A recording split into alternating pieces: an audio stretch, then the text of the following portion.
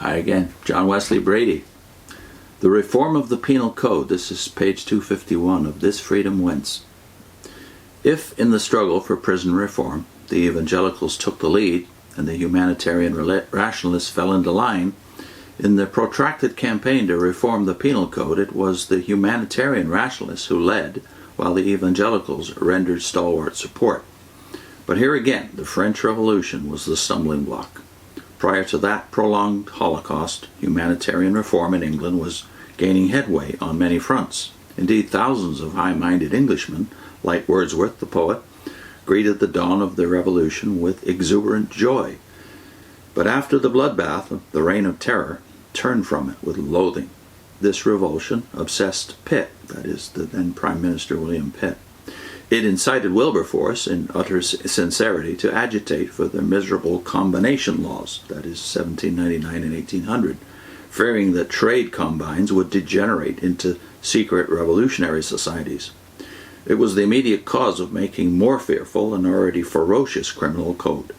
In fact, the only redeeming grace was that, though the hanging laws were temporarily increased, the actual number of persons hanged was on the decrease. For despite the revolutionary psychology of fear, spiritual and humanitarian values were still at work, and all that was best in the nation shrank from enforcing the bloodthirsty code. Arthur Young, in his autobiography, records a conversation he held with Edmund Burke, in which the political philosopher said that, quote, Gibbon was an old friend of his, and he knew well that before he died, he heartily repented of the anti-religious part of his work, that is, his decline and fall of the Roman Empire, one of the most famous histories of all time. He hardly repented, though, Young said, Burke said in this particular reference, of his anti-religious part, his contribution to freeing mankind from all restraints on their vices and profligacy, and thereby aiding so much the spirit which produced the horrors that blacken the most detestable of all revolutions. End of quote. When Gibbon came to feel thus, it is surprising, or is it surprising, that many landed squires and hireling lawyers who cared little for spiritual Christianity turned to the ceremonies of formalistic religion and to the repressions of a sterner criminal code to combat the revolutionary spirit. With robust humanitarian radicals and with thoroughgoing evangelicals, such was not the case. And as sanity reasserted itself, these groups worked steadfastly, side by side, to rationalize the chaos and remove the inhumanity of a vicious penal code. Nor was such cooperation limited to this particular issue. Both Professor Graham Wallas and Professor Halevy remind us that for long there existed, quote, the tradition of a working alliance between the two forces, unquote. On doctrinal matters, they agreed to disagree. Each recognized in the other admirable practical qualities. And when pressing humanitarian work was to be done, both stripped off their coats and put their shoulders to the wheel. And so doing, they manifested characteristics which fortunately were becoming increasingly typical of Englishmen at their best. In codifying the humanizing the criminal law, the names of Bentham, Romilly, and Mackintosh stand rightly to the fore.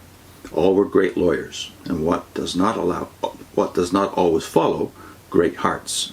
For a generation they struggled valiantly to bring order, justice, and mercy into a jungle of legal entanglement. And notwithstanding all hoary prejudice, their efforts finally were crowned with success. But what commonly is forgotten is that such evangelicals as Wilberforce, Thornton, Allen, and Grant, despite their already wide range of humanitarian interests, rendered them yeoman's support. Quote, the barbarous custom of hanging, wrote Wilberforce as early as June 1787, has been tried too long, and with a success which might have been expected. Every time Romilly brought forward in the Commons the abolition of the death penalty, says Halevy, Wilberforce intervened to support Romilly's proposal with his influence. In 1817, supporting Romilly's attack on the game laws, Wilberforce declared it unjust to punish so severely an act which it was contrary to the natural feeling of mankind to say was in itself a crime, and which men could never be brought to think a crime merely because there were legislative provisions against it. End of quote. Repeatedly, Wilberforce inveighed against our bloody and murderous laws. After Romilly's tragic death in 1889, he was urged to don his friend's mantle, but he pointed to Mackintosh as Romilly's successor. He was a member of Mackintosh's Select Committee on death penalty for felonies, and to Mackintosh he rendered as consistent support as he had rendered Romilly.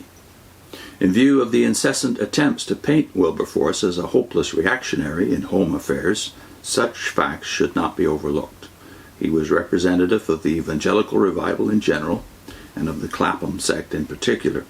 It was with the help of sons of the great spiritual awakening that the bloody criminal code was at last swept into the limbo. But more pertinent, it was the new spiritual value which that awakening attached to man as man, which made inoperative, long before its deletion from the statute books, the bloodthirsty taint of the English criminal code.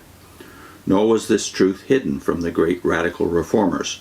Romilly's admiration and love for Wilberforce we have already observed, and Bentham's feelings toward him were equally warm.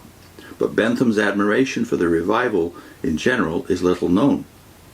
He wrote, "Townsend was once what I had liked to have been, a Methodist, and what I should have been, had I not been what I am." Put in a link to Wilberforce's Real Christianity, which he wrote toward the end of his labors, the first in a series that Vivian did. Next time, the origin and significance of Protestant foreign missions.